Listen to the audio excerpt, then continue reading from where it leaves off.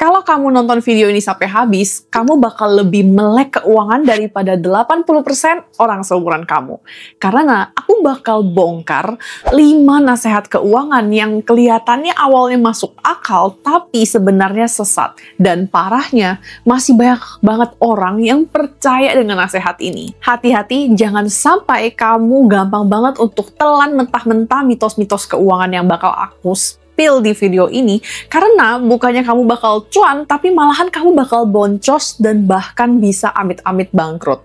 Jadi hati-hati ya. Dan mitos sesat yang pertama adalah umur 20-an wajib beli rumah. Oke, siapa nih di sini yang mungkin pernah dengar kalau di umur 20-an belum beli rumah itu artinya gagal atau belum mapan atau sejenisnya. Biasanya alasan klasiknya itu katanya harga rumah kan tiap tahun selalu naik, jadi mendingan beli sekarang semudah mungkin. Yakin? Nah, ini aku kasih contoh nyata ya. Dulu orang tua aku tuh pernah beli beberapa properti gitu di Jakarta, ya nggak usah disebut lah klasternya apa. Dan ternyata faktanya 5 tahun kemudian harganya nggak naik, tetap segitu. Bahkan ada yang turun. Nih, aku kasih tahu ya fakta pahitnya untuk beli properti, terutama di kota besar seperti Jakarta, itu jujur menurut aku udah bukan investasi lagi. Tapi, literally, kamu cuma beli tempat tinggal. Bukan berarti kita nggak boleh beli rumah ya. Tapi tujuannya apa? Kalau kamu beli rumah dengan tujuan mau investasi cuan besar, ya sorry banget, mendingan kamu taruh uang kamu di instrumen lain. Tapi kalau kamu beli rumah itu karena memang kamu sudah mampu secara financial dan kamu membutuhkan tempat tinggal tetap, nah itu beda cerita. Masalahnya itu gara-gara ekspektasi kalau umur 20-an harus banget beli rumah, ujung-ujungnya banyak banget anak muda yang maksa beli rumah dengan mengambil KPR yang cicilannya itu lebih dari 30% income mereka. Nah, bukan berarti kamu nggak boleh ambil kredit untuk rumah ya, tapi pastikan kalau cicilannya itu nggak lebih dari 30% income kamu. Kalau cicilannya lebih dari 30% income kamu, berarti sorry to say, kamu belum mampu menyicil rumah tersebut, kayak gitu. Kalau misalnya kamu maksa, ujung-ujungnya kamu bakal jadi house poor.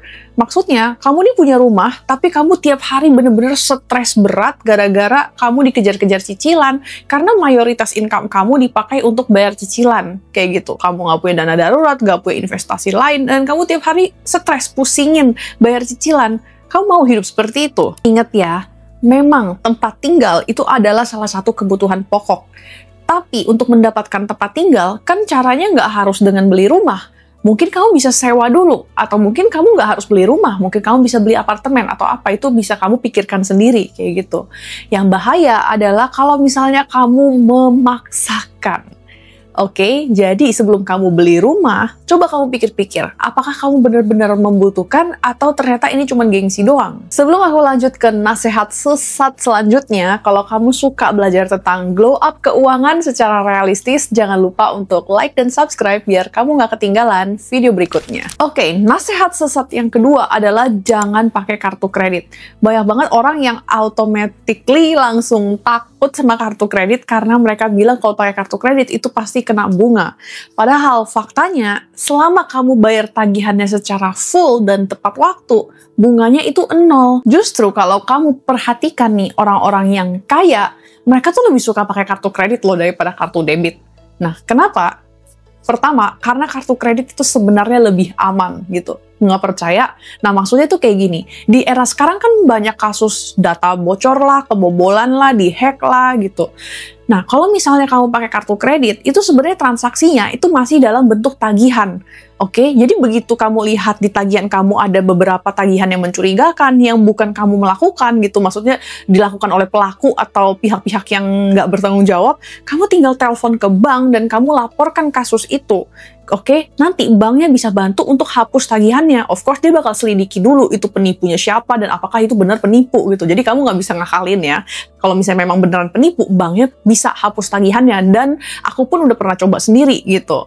Nah, kalau misalnya kartu debit dan misalnya kamu kartunya kena hack lah atau datanya bocor, itu otomatis saldo kamu yang bakal dipotong kayak gitu. Dan kemungkinan untuk banknya mau tanggung jawab atas saldo kamu yang hilang itu sangat kecil. Kalau kartu kredit kan masih bentuk tagihan kan, jadi banknya tuh harusnya nalangin dulu. Nah, makanya karena itu adalah uang bank, banknya bakal effort lebih untuk menyelidiki dan menghukum atau gimanain si pelakunya. Nggak cuman itu aja, tapi tiap kali kamu bertransaksi pakai kartu kredit, itu biasanya kamu bakal dapat poin yang ujung-ujungnya bisa kamu tukarkan dengan miles, dan miles itu bisa kamu tukarkan dengan tiket pesawat. Kayak gitu, oke? Nah, ini bukan berarti kamu jadi orang yang hedon dan demi mendapat tiket pesawat, kamu jadi shopping gila-gilaan gitu ya. Enggak, justru malahan kamu gunakanlah kartu kredit untuk beberapa biaya-biaya yang wajib keluar, kayak gitu. Misalnya kamu harus bayar token listrik rumah gitu, atau kamu harus bayar pajak, kayak gitu.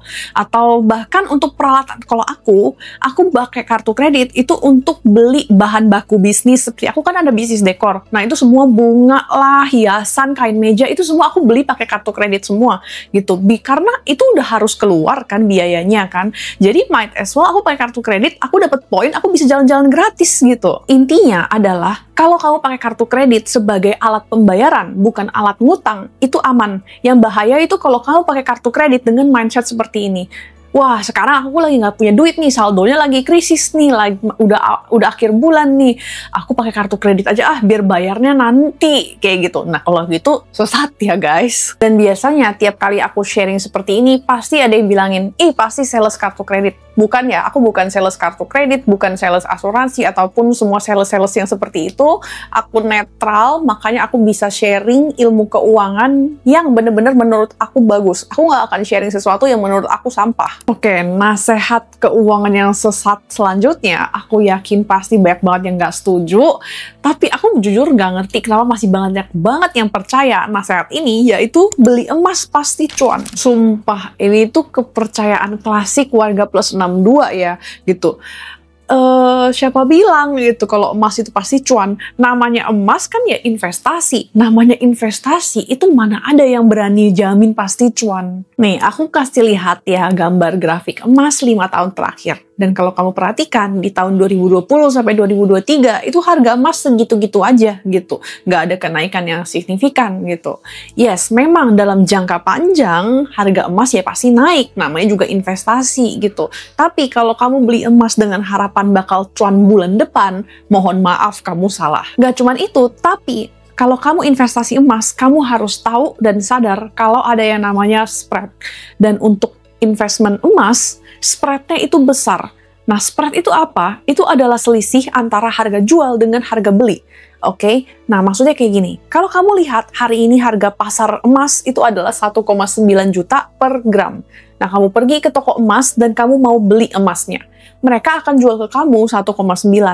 Tapi kalau posisi kamu adalah kamu mau jual emas yang sudah kamu beli di harga 1,9 karena kamu melihat harga emas hari ini 1,9, kamu datang ke toko emas tersebut, mereka hanya mau beli dari kamu itu 1,7, misalnya seperti itu. Nah, kenapa begitu? Ya memang begitu, itulah spread. Jadi untuk 1 gram emas, selisih harga jual belinya itu bisa ratusan ribu.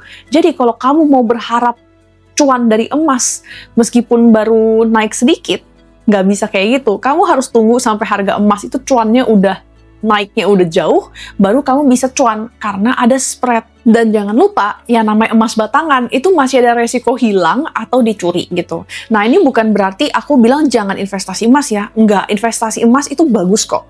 Nah, yang penting adalah tujuan kamu investasi emas itu apa? Kalau kamu investasi emas untuk jangka panjang, aku bakal kasih thumbs up. Bagus, itu bagus banget gitu. Tapi kalau kamu berinvestasi emas untuk cuan minggu depan, ya sorry to say, tidak cocok kayak gitu. Dan jangan juga kamu taruh semua uang kamu di emas. Yang namanya investasi, mau investasi apapun, kamu mau beli reksadana, obligasi, kayak saham, kayak emas, kayak jangan taruh semua uang kamu di satu instrumen, tapi dibagi-bagi, didiversifikasi, biar lebih aman.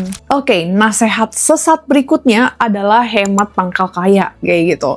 Kamu pasti pernah dengar kata-kata ini kan? Kalau kamu mau kaya, harus hemat atau hemat pangkal kaya. Nah, dan ujung-ujungnya, jadi banyak banget orang yang sengaja hidup sehemat mungkin dengan berharap itu bakal bikin mereka kaya.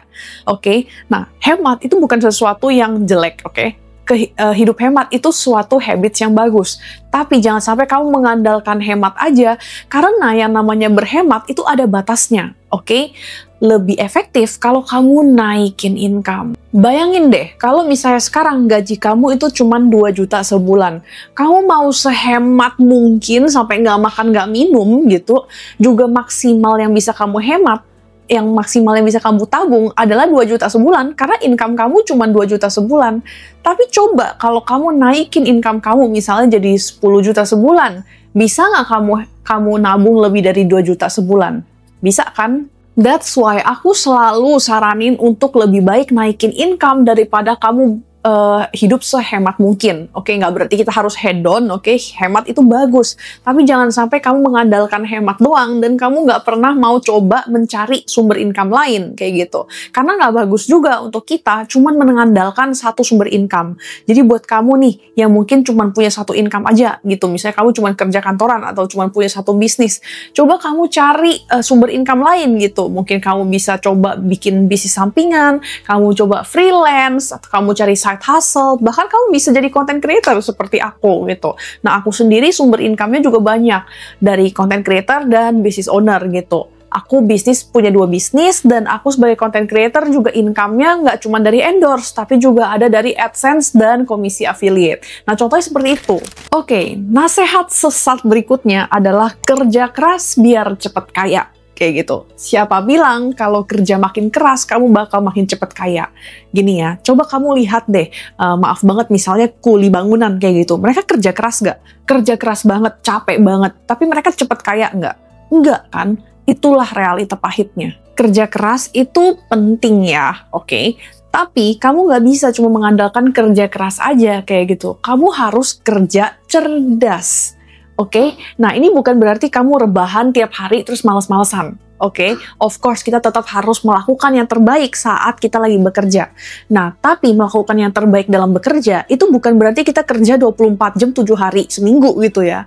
Tapi kita coba maksimalkanlah kapasitas yang Tuhan sudah kasih kayak gitu. Di saat waktunya kerja, ya udah lakukan yang terbaik. Tapi di saat waktunya istirahat, ya istirahat biar besok kamu bisa lanjut bekerja yang terbaik juga. Coba deh kalau kamu kerja 24 jam bergadang nggak tidur kayak gitu. Kamu pikir besok kamu bisa fokus? Oke, that's why kita harus banyakin kerja cerdas kayak gitu. Coba mikir gimana caranya biar kamu bisa naikin income tanpa harus terus-menerus menukar waktu kamu dengan uang.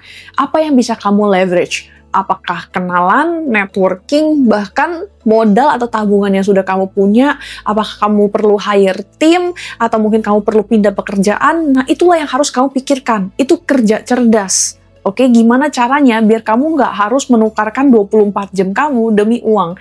Karena analoginya, kalau kamu terus-menerus mindsetnya itu kita harus kerja lebih banyak gitu, harus kerja lebih panjang, lebih gila, lebih keras baru bisa dapat uang lebih. Kita sehari cuma punya 24 jam. Terbatas banget nggak potensi kamu? Tapi coba kamu pikir di luar dari 24 jam tersebut gitu. Apa yang bisa kamu lakukan? Strategi apa yang bisa kamu lakukan untuk menaikkan income kamu? Of course, kalau di awal-awal dan kamu masih di nol, nggak punya modal apapun yang bisa kamu leverage-kan, ya of course, kamu harus kerja keras. Dan itu bagus gitu ya. Tapi jangan lupa, jangan sampai kamu terjebak di trap untuk terus-menerus kerja keras tanpa ujungnya gitu, dan kamu nggak pernah memikirkan untuk menggunakan modal lah, koneksi, atau apapun yang sudah kamu kumpulkan selama kamu kerja keras untuk mengurangi waktu atau beban kerja di diri kamu sendiri, oke? Karena percayalah, kalau bisa, pelan-pelan kamu berinvestasi, mungkin kamu belajar skill-skill baru, yang ujung-ujungnya bisa mengurangi porsi kamu bekerja, dan kamu bisa mulai membuat uang bekerja buat kamu. Itulah 5 nasihat keuangan sesat yang sering banget dibicarakan orang-orang. Nah, aku mau tahu nih, dari 5 nasihat ini, mana nih yang kamu pernah dengar? Coba komen di bawah ya. Nah, tadi kan aku sempet bahas soal kayak kamu harus belajar investasi kan. Nah, mungkin kamu bingung nih, investasi apa yang cocok ya? Nah, itu tuh tergantung sebenarnya modal kamu berapa, habis itu kamu mau nabung rutin tiap bulan atau mau langsung sekaligus beli kayak gitu. Terus tujuan kamu apa? Kamu mau capital gain atau bangun passive income? Nah, tapi Tapi kabar baiknya, ini semua udah aku share di videoku yang ini. Jadi kalau kamu mau tahu gimana caranya untuk pilih investasi yang tepat untuk kondisi kamu, langsung aja lanjut ke video yang ini. Oke? Thanks for watching dan sampai jumpa lagi di videoku yang ini.